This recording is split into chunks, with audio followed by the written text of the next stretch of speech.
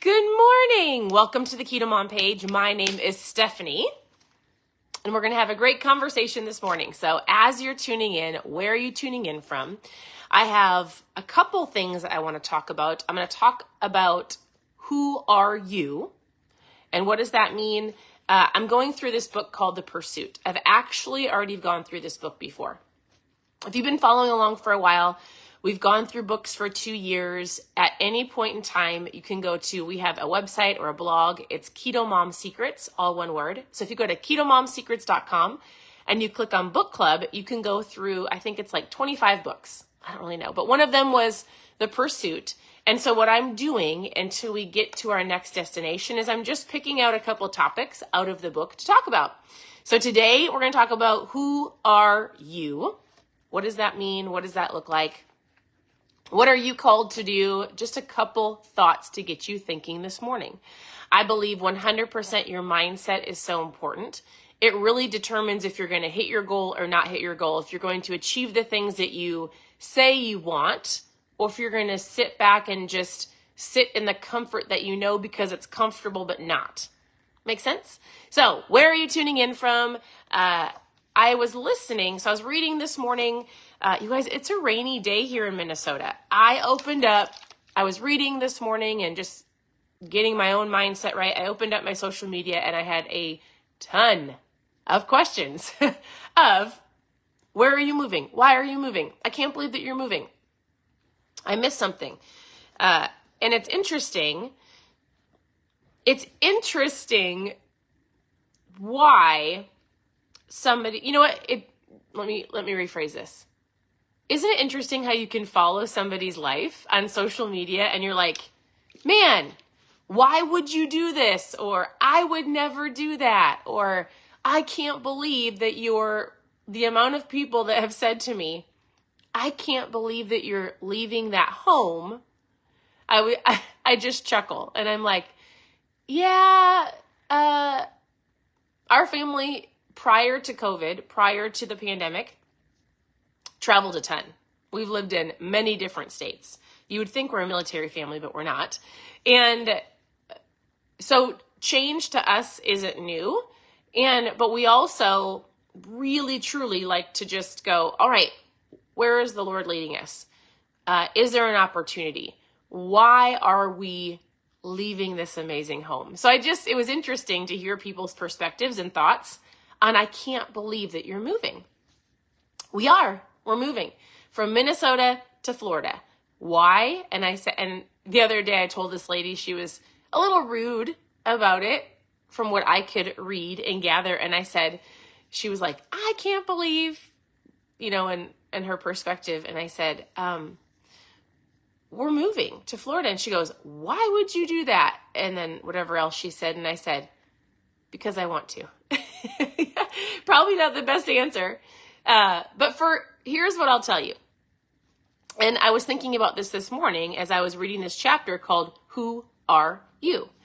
We're moving, and it might be for a year, and it might be for longer. We're renting for a year, which that in itself, just physically moving from here to Florida, like how many of you have ever moved from a different home, even just down the street, let alone across the country? I told one of my friends yesterday, and then I told everybody yesterday, seriously, moving is like childbirth. Like, it's exciting, you're so excited, and then you get to the middle of it, and depending on how your pregnancy is, you're like, this is so exciting, and then you get to the birth part, and you're like, this is not fun anymore. Can we take it all back? I don't want to do it. And then you're there. So like this middle part that we're in right now, yesterday I told my husband, hey, can we be done? I'm done. I don't want to do it. But we're in the middle. You can't. It's like we're pushing. It's like the middle of labor. It's not an option. You've got to keep going, right? So I said, oh my goodness, I don't want to do this again. We don't have an option. We're renting to make sure it's 100% what we feel like the Lord has either called us to do, or it's going to be a blessing to our girls. I said, but it's funny because you forget. You forget because then you're like, I'm excited again. So I say all of that because that was my mindset yesterday. It was quite humorous to me. I was like, I can't quit. Like, it's not an option. We have to birth this move. We have to birth the move, you guys. Oh my goodness. Anyways, okay. So people are funny. Here's what I'll tell you. We're moving for our kids. That in itself, when I tell people that, makes them baffled. Why would you do that? And so I was thinking about this today. I'm actually going to tell anybody else that says something to me. I'm going to say this. Pretend my kids are in the Olympics. They're in the Olympics of their youth. And this is going to be a pivotal moment where they're either going to get the gold or we're going to fail and we're going to move back. And so I thought, isn't that funny? Because in different people's perspectives and depending on what people give you an answer for, if my child was going to compete in the next Olympics for gymnastics, you'd be like, of course you're going to move. She needs the best training. She needs all of the things, right? But if I say, well, our girls are going to go plug into a youth group where there's incredible leadership, like a leadership for youth and an incredible youth group in itself, they're going to go plug in. We're going to plug them in to an awesome opportunity to see what happens. I know our girls want to do something in ministry. It's where we're going. And some people are like this. What? And so I think what I'm going to start saying is my girls are going into the Olympics for youth, leadership of youth. We're either getting the gold or we're going to be thankful that we risked it, we tried, and we'll see what happens. So I was like, I'm going to start saying that. We're going to train for the Olympics. What else are we going to move for? So I don't know if you think that's funny. I thought it was funny. All right. I was listening to one of my friends this morning. So I read my Bible. Listen, I think it's the Book of Wisdom. Read Proverbs 15 today because today's the 15th. And then I also had a friend say something. She was doing a live this morning and she said this: how you make someone feel says a lot about you. And I was like, oh my goodness, that's so good. How you make somebody feel says a lot about you. You know these people. You're in a room. You're at church. You're at an event. You're at a party, right? There are certain people that walk into a room and they bring joy. And you're like, oh my goodness, I'm so excited to see them. And you're like, they bring a smile. They bring peace. They like how you make somebody feel says a lot about that person. You also probably know the opposite, right? Somebody walks into a room and you can feel the stress. You can feel like, I don't want to go talk to that person. I have both of these people in my life. People that bring joy and then people that I'm like this. Are they crabby? Are they like, what side of life are they on right now? What am I going to get? Like, I'm not scared to talk to that person, but I don't know if I want to feel that anxiousness from them, right? So I just want you to even evaluate yourself. If you walked into a room, when you walk into a room at your office, listen, it might be your own home with your family. When you go anywhere, which person are you? How you make someone feel says a lot about you. How do you make somebody feel? I'm going to guess you can probably say, ooh, I'm joyful. I'm going to say for myself, I'm joyful.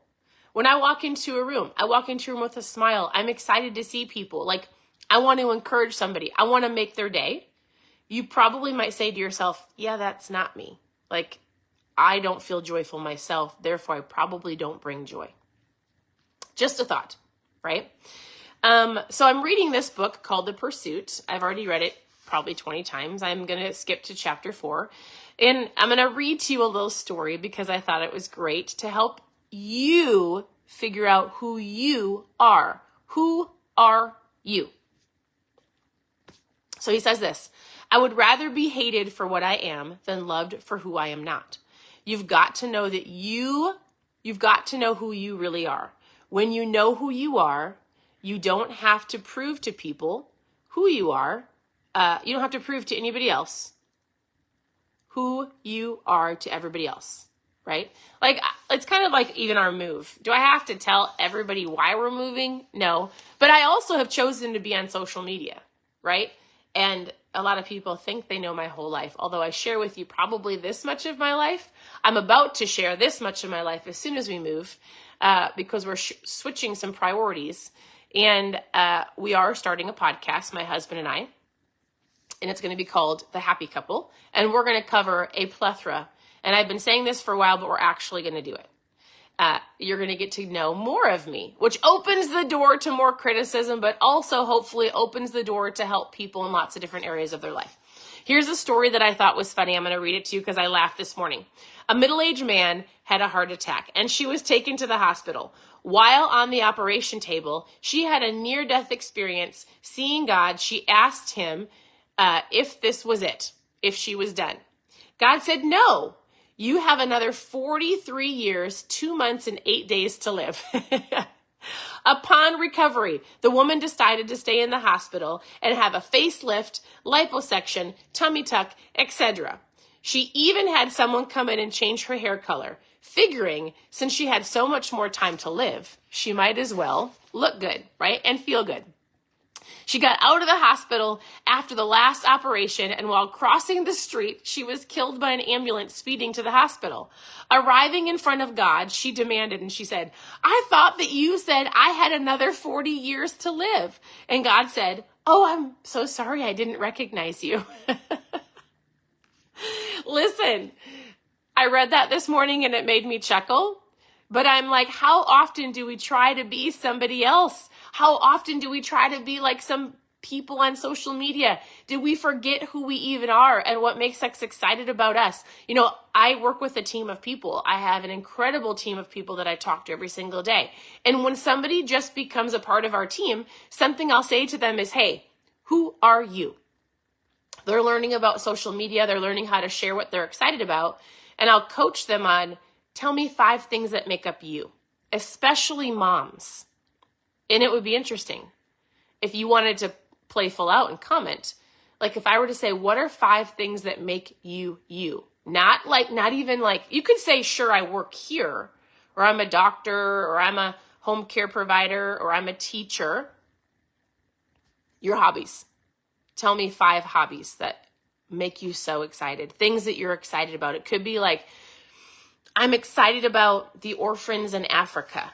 My friend Jolene supports an incredible, I don't want to say foundation, but like her heart is in Uganda. I know that's one thing that's exciting about her. She's a homeschool mom. Like she knows who she is, right? Or my friend Kelly. She is an incredible mom. But right now she's passionate about gardening. She's learning things that she never knew. She is in the garden all the time with her mom.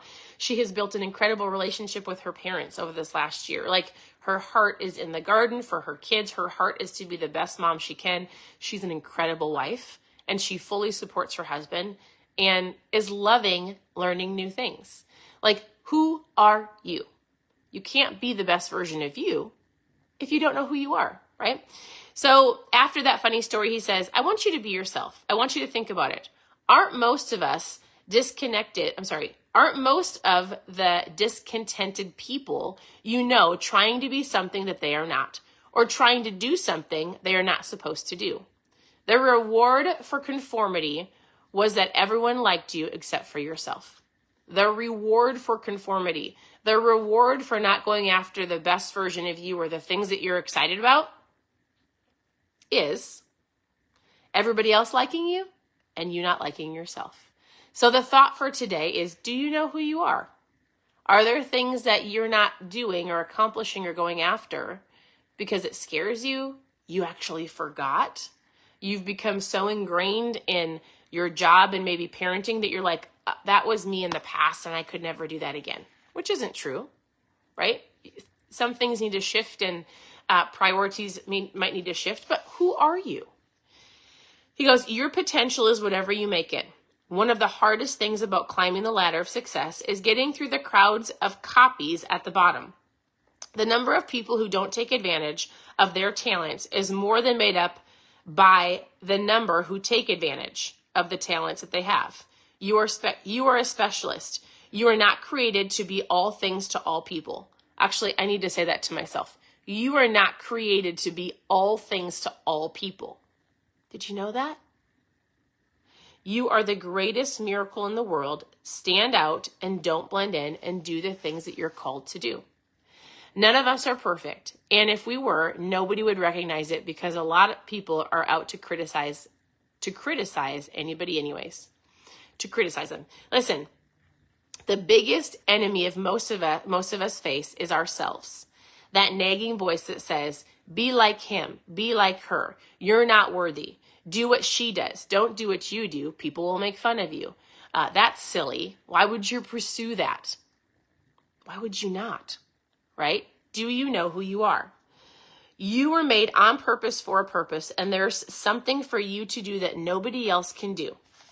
Are you going to step up and do it? So I'll tell you this. Oh, there's so many stories in this chapter. I was underlining all of it, and I was like, I can't read the whole thing. But oftentimes, well, isn't it interesting that we worry about what other people think of us? Are they going to approve? Like even with this move, the amount of people that have given me such a hard time, or like, I can't fathom you selling that house. And I'll say, well, I didn't sell it. We're renting it for a year. What we're doing is we're just going, Lord, is this it? Like maybe it's not fully trusting because we're renting and then we're renting the home, but that's what we're doing. And it's interesting how quickly people can give you a negative, like, I can't believe that you would do that, right? But they won't look at themselves and go, listen, maybe I should have a little faith. Maybe, I've been sitting in this comfortable space where I don't love, but it's comfortable and it's easy. And yet I want to do something else, but that's hard. Like, listen, this move is not easy. Like, I'm excited and it's not easy. I'm giving birth to a move. If you watched the earlier, like it's hard. We were sweating all day yesterday. I woke up this morning and I could bear, like my back is so sore. Like it's physically hard. It's emotionally hard. Like I don't love that we're leaving our friends here. I don't love that our parents and our grandparents are here. And yet I told my mentor Sherry this morning, we were talking about moving and she's like, hey, how are you feeling? And I said, well, my mind tells me something. My soul has peace, right? So the last thing I'm going to say is this. People would worry less about what others think about them if they only realized how seldom people do.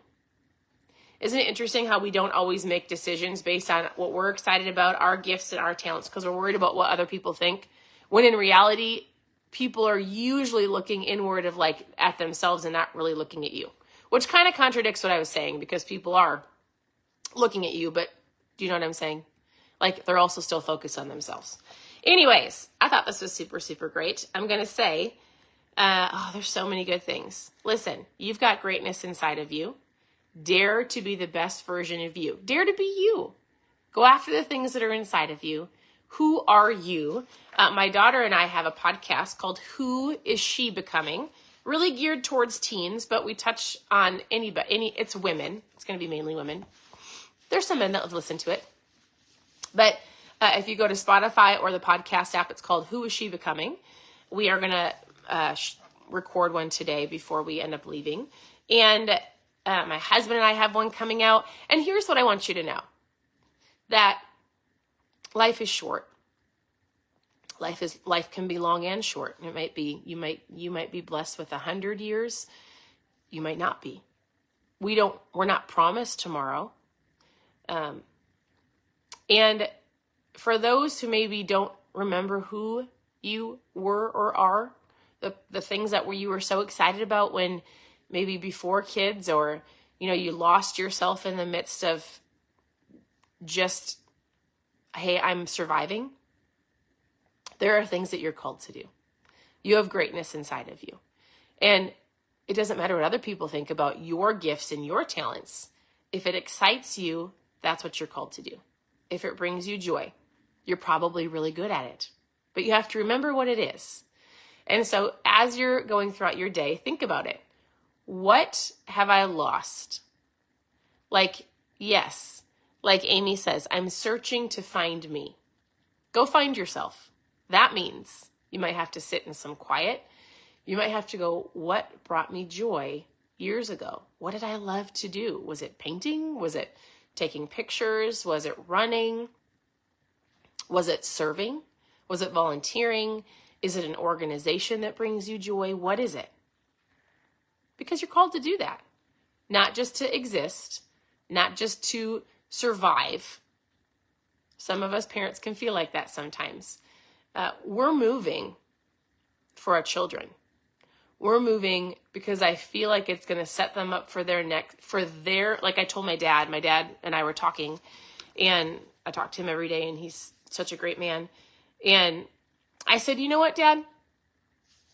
It's not about, like, I am still going to do the things that I'm called to do, but I've done a lot. My husband and I have done a lot. I feel like I'm thriving in the area that brings me joy that I can share with other people. And right now I'm going to keep doing that. And this next move is for our kids.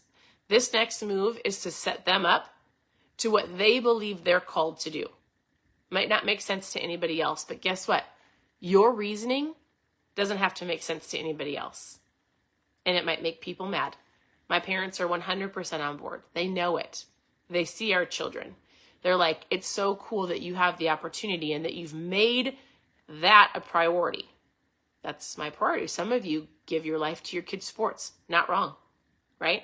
Like you give up all of your weekends and all of your time to put your kids in anything they physically want to do. That's great. Maybe they'll go to college and play ball, right? That's what we're doing. My kids are going to the Olympics of youth. I'm just going to start saying it because I think it's cute. Otherwise, here's the deal. That was kind of long-winded. Thanks for tuning in. Reach out with questions. I'm always here to help. If I don't have an answer, I'll help find an answer.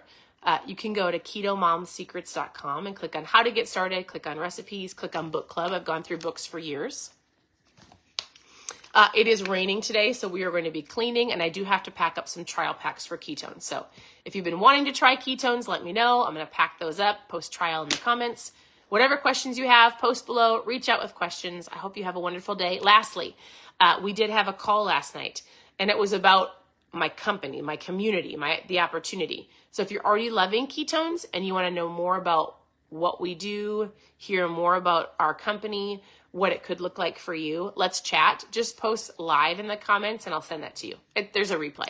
So it was super great. Thank you for tuning in. Your presence matters. I hope you guys have a wonderful day, and we'll talk to you very soon. Bye.